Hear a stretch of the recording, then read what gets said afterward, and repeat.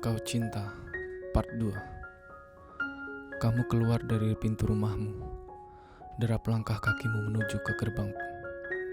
Aku berusaha menyingkirkan wajahku. Aku khawatir terlihat oleh dirimu. Kini, tangan putih mulusmu dengan gesit mengunci pintu gerbang. Kamu pun pergi meninggalkan rumahmu. Kini, giliran aku yang beranjak berdiri. Aku si pengecut yang hanya berani menunggu di warung depan rumahmu. Aku meloncati pagar rumahmu. Aku berteriak memanggil, "Arusa, Arusa." Seekor kucing lucu berwarna coklat langsung terlihat gesit menuruni anak tangga. Aku tersenyum. Aku jongkok. Aku mengelus-ngelus kepala Arusa. Arusa nampak manja padaku. Andaikan ini kamu, tentu aku akan lebih mengelus kepalamu. Dan aku berjanji, air matamu jangan terlalu banyak tumpah untuk hal-hal yang tidak perlu.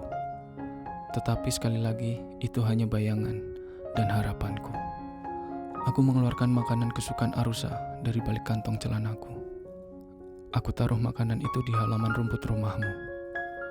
Arusa nampak lahap memakannya. Aku kembali mengelus kepala Arusa. Arusa nama yang aku ambil dari gabungan nama aku dan kamu. Aku dan kamu sama-sama pecinta dan penyayang kucing. Dulu, aku punya kucing kesayangan yang keluargaku beri nama Barokah. Kata ayahku, artinya semoga kucing itu membawa berkah dan rezeki bagi keluargaku. Karena keluargaku sudah merawat dan memberi makan kucing itu. Barokah hampir sama persis dengan Arusa. Dari warna bulunya, bentuk matanya.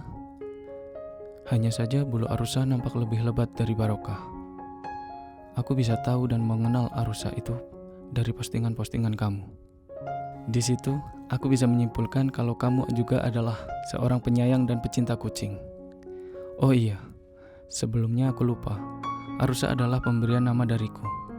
Sebenarnya aku tahu nama asli kucing ini, alias nama pemberian dari majikan aslinya, yaitu kamu. Tetapi dalam cerita ini sepertinya aku tidak perlu menuliskan siapa namanya. Aku ingin pembaca hanya tahu kucing ini bernama Arusa. Gabungan nama aku dan kamu. Handphoneku berdering. Sebuah telepon masuk. Ternyata itu dari kamu. Aku angkat telepon. Kamu menanyakan diriku kenapa aku belum sampai ke kantor. Aku bilang masih di jalan. Dan sebentar lagi aku akan sampai. Kamu menyampaikan pesan bahwa aku sudah ditunggu oleh Ibu Rendra di rumahnya. Ibu Rendra hanya mau didatangi olehku. Kamu pun sempat menggodaku. Kalau aku lebih baik jadi suami Ibu Rendra, hidupku akan terjamin. Betapa semua orang kantor sudah tahu kalau aku menjadi incaran Ibu Rendra. Bosku pun hanya bisa tersenyum. Bagaimanapun, Ibu Rendra adalah klien lama dan penting di kantor. Aku hanya tertawa ketika engkau mengatakan seperti itu. Entahlah, sujudku selalu mengarahkan aku ke rumahmu.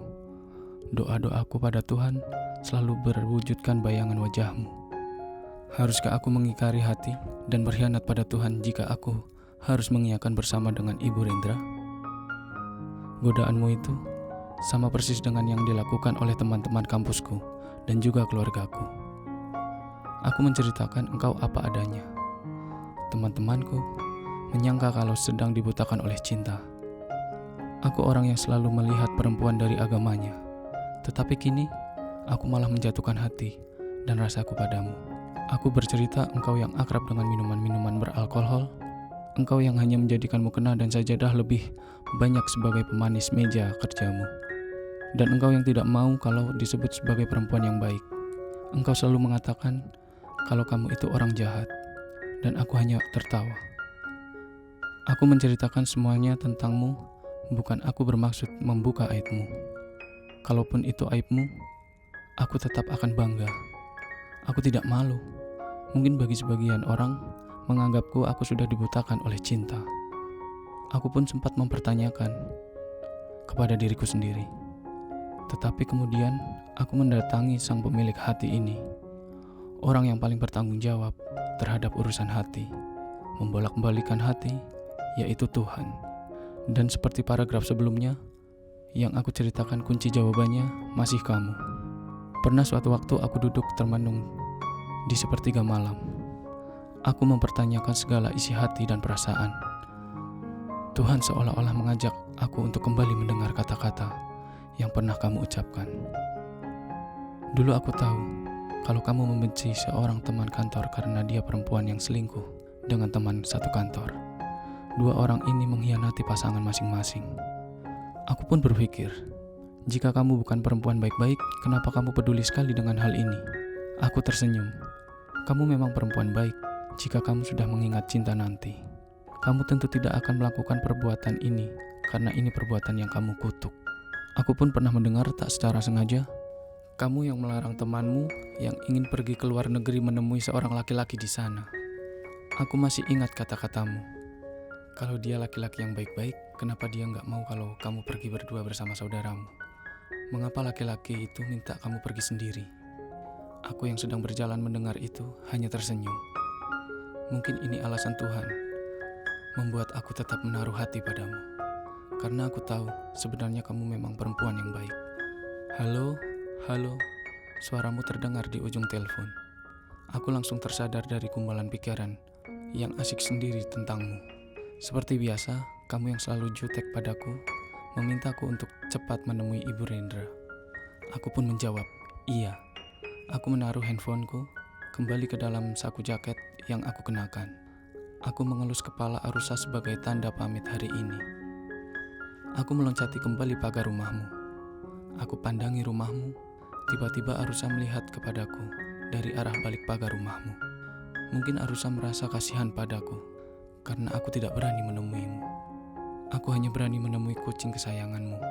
Rasa sayang padaku hanya aku berani tunjukkan kepada kucing kesayanganmu. Atau mungkin Arusa mendoakan aku, semoga aku dikasih keberanian lebih untuk minimal bisa mengajakmu ngobrol berdua. Terima kasih untuk doanya Arusa.